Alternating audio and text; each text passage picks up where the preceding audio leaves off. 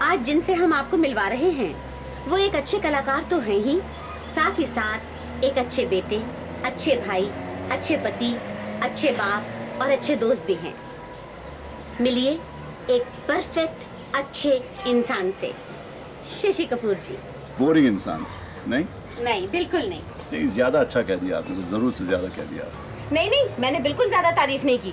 मैं आपको बचपन से जानती हूँ। या बचपन से तो मैं भी जानता हूँ आपको, क्योंकि 100 साल पहले की बात है, जबकि आप कुछ 10-12 की थी, मैं कुछ 10-12 का था। हाँ। उम्रों की पोल क्यों खोल रहे हो? हम लोगों ने संग्राम में काम किया था। बॉम्बे टॉकीज की पिक्चर थी संग्राम। अफसोस की बात यह है कि मैंने देखी नहीं, क्योंकि वो एडल्ट पिक्चर थी, हम लोग देख नहीं पाए थे। शायद आपने भी नहीं देखी। नहीं, मैंने भी नहीं देखी थी। आमतौर पे लोगों का ख्याल है कि जो आर्टिस्ट बहैसियत चाइल्ड आर्टिस्ट मशहूर हो जाते हैं, बड़े होने के बाद वो कामयाब नहीं हो पाते, लेकिन आपके साथ ऐसा नहीं हुआ। नहीं, मैं ना बहुत बड़ा चाइल्ड स्टार था आपकी जैसे, ना अभी बहुत बड़ा क्या बोलते हैं एडल्ट स्टार हूँ या ओल्ड स्टार हूँ। एक छोटा मोटा कहीं हूँ, उधर उधर कहीं हूँ, मगर ढीठ स्टार हूँ, जो कि बहुत थप्पड़ों के बावजूद, बहुत फेलियर्स के बावजूद टिका हुआ है, रहता है वहाँ, थोड़ा बहुत ट्विंकल विंकल करते रहता है। यानी आप इस पे बिलीव करते हैं कि हिम्मत है मर्दा मदद खुदा। अक्सर कामयाब हीरोज पर किसी न किसी स्टाइल की छाप पड़ जाती है। किसी का रोमांटिक इमेज बन जाता है, तो किसी का एंग्री यंग मैन का, और किसी का इमोशन से भरपूर। लेकिन आप पर किसी किस्म की कोई छाप नहीं लगी। इसका क्रेडिट आप खुद लेंगे या अपने प्रोड्यूसर्स और डायरेक्टर्स को देंगे? इसका क्रेडिट एक्चुअली डेस्टिनी को देना चाहिए। ये इत्तफाकन बात है कि मेरा कोई इमेज नहीं बन सका इतने सालों से। हालांकि ये ज़रूरी बात है कि मैंने एक ही स्टाइल के रोल करना पसंद नहीं किया था शुरू से ही। मेरी पहली पिक्चर जो एडल्ट में थी वो थी चार दीवारी, जिसमें मैंने एक सीधे साधे शादीशुदा मैच्योर खावन का रोल किया था। और लोगों ने मुझे कहा था कि साहब इतने यंग आदमी को ले लिया, वो कैसे करेगा ये बच्चा। बलराज जी को लेना चाहिए था इस रोल में, बलराज सानी साहब। हमारी फैमिली वालों ने भी यही कहा कि क्या कर रहे हो, लवर बॉय इमेज होती है, यंगस्टर की इमेज होनी चाहिए, डांस वांस करना चाहिए और ये सब। उसमें ना गाना था, ना डांस था, ना कुछ था। हालांकि बाद में मैंने किए, डांसेस भी किए, गाने भी गाए थे, लेकिन उसमें बहुत ही सीरियस टाइप का एक बहुत ही प्यारा सा रोल किया था। तो ये कोई ज़रूरी नहीं। उसके बाद एक पिक्चर थी मर्चेंट आइवरी प्रोडक्शंस की, द हाउस होल्डर। उसमें भी एक अलग किस्म का लो मिडिल क्लास, बहुत ही सीरियस टाइप का young teacher, serious to the point of boring वाली बात। अच्छा। वो तेल वेल निकल रहा है, यहाँ से निकल रहा है, वो टाइप का। तो वो भी किया। तो अलग अलग किस्म के रोल किए थे। तो ऐसी कोई यानी इमेज वाली बात दिमाग में थी नहीं जब शुरू किया मामला। प्रोड्यूसर बनने का ख्याल आपको कब और क्यों आया? ये सवाल कितने सालों से मुझसे लोग पूछ रहे हैं मालूम है? नहीं, टेलीविजन पे किसी ने नहीं पूछा। टेलीविजन पे तो पहली दफा आया हूँ भाई आपके साथ। वही तो मैं कह रही हूँ। वैसे पढ़ने को पढ़ लेते होंगे लोग, लेकिन यहाँ तो रूबरू जवाब मिलेगा। मैं बताता हूँ। प्रोड्यूसर बनने का शौक मुझे बहुत सालों से था। हालांकि जब मैं छोटा था, बच्चा था, 11-12 साल का, तो मेरे बड़े भाई साहब राज जी, जो पिता समान हैं, ये गुरु समान हैं, फिल्म के गुरु हैं वो मेरे, उन्होंने मुझे एक छोटा सा कैमरा दिया था। तो उन्होंने कहा था, बेटे if you want to be in the films join करना चाहते हो तो ये लो कैमरा, 16mm कैमरा, और पिक्चर बनाओ। उन दिनों में, ये 50s की बात है, मैंने और मेरे मित्र प्रयागराज ने मिलकर यारों दोस्तों के साथ एक पिक्चर बनाई थी, फांसी जिसका नाम। अच्छा। तो पहली पिक्चर वो थी। उसके बाद ये जुनून तो रहा ही अंदर, और फिर बहुत साल कट गए। उसके बाद थिएटर जो आया, फिर फिल्मों में काम करना शुरू कर दिया, एक्टिंग ये वगैरह। मगर वो जो अंदर जो था, वो जुनून जो था, पागलपन जो था, वो जुनून तक ले आया। जुनून तक ले आया। करेक्ट। या तो पहली पिक्चर मेरी 78 में शूट हुई थी, 79 में रिलीज़ हुई थी, जुनून। तो और ये जुनूनपन अभी भी है, देख लीजिए। जुनून बनाई, कलयुग बनाई, 36 चौरंगी लेन, विजेता, और अब उत्सव। कहानी का इंतखाब, चुनाव आप खुद करते हैं या अपने डायरेक्टर्स पर छोड़ देते हैं? नहीं, कहानी अक्सर मेरे चॉइस की होती है, सब्जेक्ट मेरे चॉइस का होता है। हाँ, ये भी हो सकता है कि कभी कभी डायरेक्टर्स वो आइडियाज़ लेके आते हैं, कहते हैं भाई ऐसा बनाएं हम लोग या नहीं बनाएं। जैसे जुनून का सब्जेक्ट जो था, ये एक्चुअली पर्ल ने फ़ोन करके श्याम जी से कहा था कि एक इम्प्रिंट मैगज़ीन में एक छोटा सा नॉवलेट एक आया है, तो पढ़ लो, रस्किन बॉन्ड का। तो श्याम बाबू ने वो पढ़ा, उसके बाद मुझे फ़ोन किया, मैंने पढ़ा, जेनिफर ने पढ़ा, हम सब ने पढ़ा, उसके बाद बहुत अच्छा लगा। और ये तलाश हमारी चल रही थी 1 साल पहले से और कुछ सब्जेक्ट नहीं मिला था, तो ये ऐसे हो गया। तो ये सब्जेक्ट यानी कि ना मेरा था ना शाम साहब का था, और ये पोयल ने सजेस्ट किया था जो रस्किन बॉन्ड साहब का था। कलयुग का सब्जेक्ट बहुत दिनों से, बहुत सालों से मेरी ख्वाहिश थी कि महाभारत को मॉडर्नाइज़ किया जाए, या उनके सर्टन आर्च टाइप कैरेक्टर्स को मॉडर्नाइज़ करके पिक्चर बनाए। गिरीश कर्नाड साहब जब ये सब्जेक्ट लेके आए, शाम साहब के साथ उन्होंने कोलैबोरेट किया था, तो मुझे अच्छा लगा और बहुत पसंद आया। मैंने कहा ठीक है, गो है। 36 चौरंगी लेन सब्जेक्ट अपर्णा जी ने मुझे भेजा था। ये पहले सिनॉप्सिस भेजे थे, ये उनका ही सब्जेक्ट था, वो लेके आई थी। अच्छा। उनका खुद का लिखा हुआ सब्जेक्ट था 36 चौरंगी लेन, जेनिफर के साथ जो बनी। अक्सर प्रोड्यूसर्स फिल्मी दुनिया को नए आर्टिस्ट देते हैं, लेकिन आपने बहैसियत प्रोड्यूसर हिंदी फिल्मों को 2 नए डायरेक्टर दिए, अपर्णा सेन और गिरीश कर्नाड। इन्हें डायरेक्शन देने का ख्याल आपको कैसे आया? अपर्णा जी का तो ये है कि भाई उन्हें जानता तो था मैं कई सालों से। वो उन्होंने मेरे साथ पिक्चर में भी काम किया था, काफ़ी पिक्चरों में काम किया था, बॉम्बे टॉकीज़ में काम किया था, और कुछ हिंदी पिक्चर, हिंदुस्तानी पिक्चरों में भी काम किया था। तो उन्होंने जब ये स्क्रिप्ट भेजी 36 चौरंगी लेन की, तो मुझे बहुत अच्छी लगी, मेरी बीवी को अच्छी लगी, हम दोनों ने बहुत लाइक की। और मैंने फ़ौरन उनसे कहा कि जो शख्स ये इस किस्म का स्क्रिप्ट लिख सकता है वो फिर पिक्चर भी बना सकता है, बिकॉज दिमाग में पूरा विजुअल्स तो आ ही चुके थे जो कि उन्होंने लिख दिए थे। तो ऐसे गिरीश बाबू की पहली पिक्चर मेरे साथ नहीं हुई। गिरीश बाबू ने आई थिंक सबसे पहली पिक्चर या संस्कार बनाई थी या उन्होंने काड़ू बनाई थी। तो मेरा ख्याल है हिंदी की तो आप ही की पहली। नहीं, हिंदी में भी गौधूली उन्होंने पहली बनाई थी। लोगों ने फिल्मों को कई किस्मों में बांट दिया है, commercial film, formula film, low budget film, high budget film. मैं चाहती हूँ इन किस्मों पे थोड़ी सी रोशनी डालें आप। मुझे सख्त नफ़रत है ये स्लॉट्स की, ये अलग अलग फाइल्स की। हम लोग कुछ, हमारा कुछ यानी कि जो रहन पहन है, हमारी जो ज़िंदगी है वो बिल्कुल ब्यूरोक्रेटिक लेवल पे हो गई है।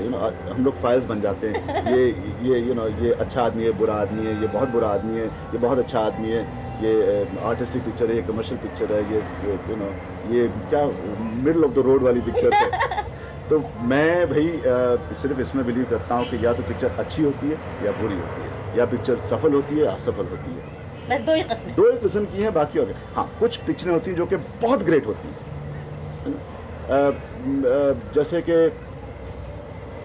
हमारे यहाँ कुछ लोगों ने, जैसे कि राज कपूर साहब ने बहुत ग्रेट पिक्चर बनाई है। मेरे हिसाब से आवारा उनकी ग्रेटेस्ट पिक्चर है। हालांकि राम तेरी गंगा मैली बहुत अच्छी पिक्चर है, बहुत प्यारी बनाई है, एक सीरियस सब्जेक्ट को लेकर बनाया। महबूब खान ने मदर इंडिया बनाई, जैसे शांताराम जी ने पड़ोसी बनाई, मेरे लिए बहुत बढ़िया पिक्चर। बिमल दा की 2 बीघा ज़मीन, गुरुदत्त साहब की प्यासा, ये सत्यजीत रे साहब की पादर पंचाली, चारुलता, ये बहुत अच्छी पिक्चर है, ग्रेट पिक्चर।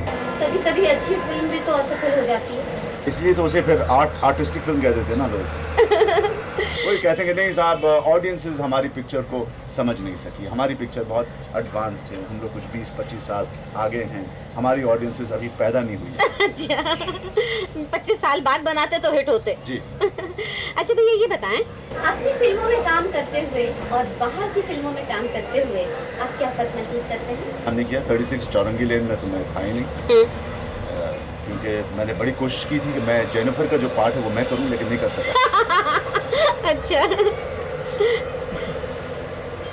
तो बता रहे थे आपके कुछ फर्क महसूस करते हैं? जी हाँ, फ़र्क इतना होता है कि मैं अपने आप को बाहर जब मैं काम करता हूँ तो अपने आप को टोटली डायरेक्टर के हाथ दे देता हूँ।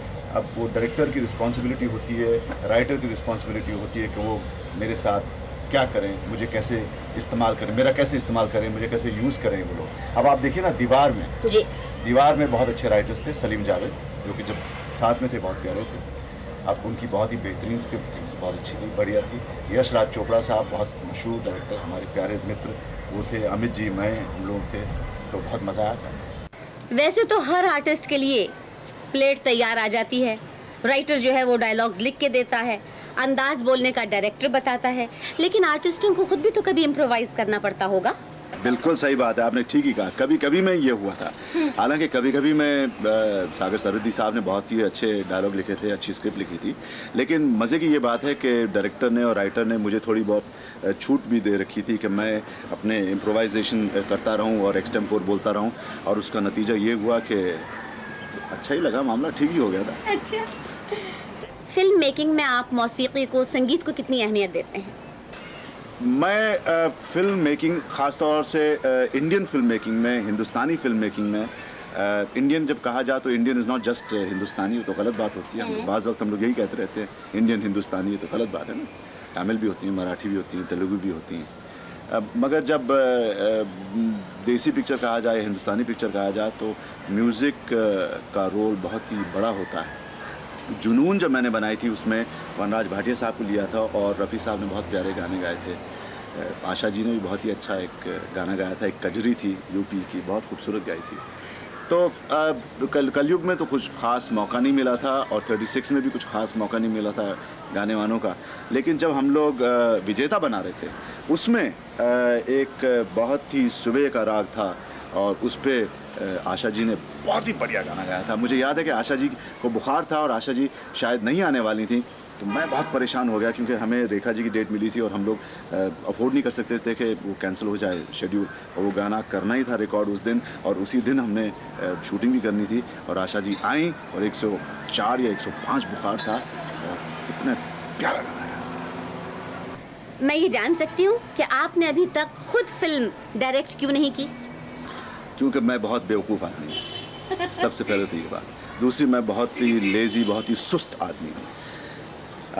नहीं, मैं क्या है कि मुझे शौक़ तो बचपन से ही रहा है डायरेक्शन का। जब प्रयाग और मैं, हम दोनों जब डायरेक्ट करते थे, उसके बाद मेरे जैसे मित्र हैं, मनमोहन देसाई साहब हैं, अब तो खैर समधी भी हैं हमारे, और अलग अलग मित्रों ने भी ये कहा मुझे कि भाई तू खुद डायरेक्ट कर। श्याम बेनेगल साहब ने मुझसे एक दफ़ा कहा कि मैं लिख देता हूँ स्क्रिप्ट, तू कर।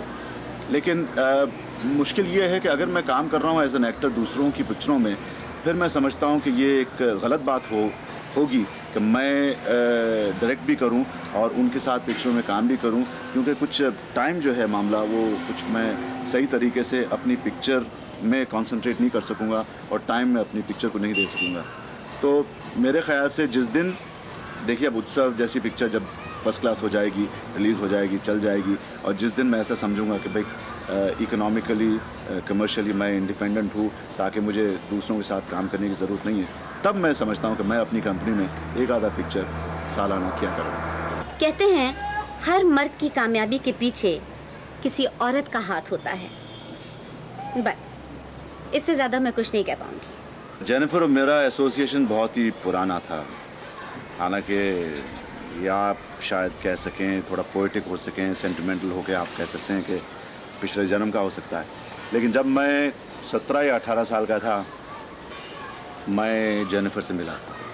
तो जब मैं कुछ नहीं था, मैं सिर्फ पृथ्वी थिएटर में काम कर रहा था, एक छोटे एक्टर के तौर से छोटे छोटे रोल्स करता था, और ASM था।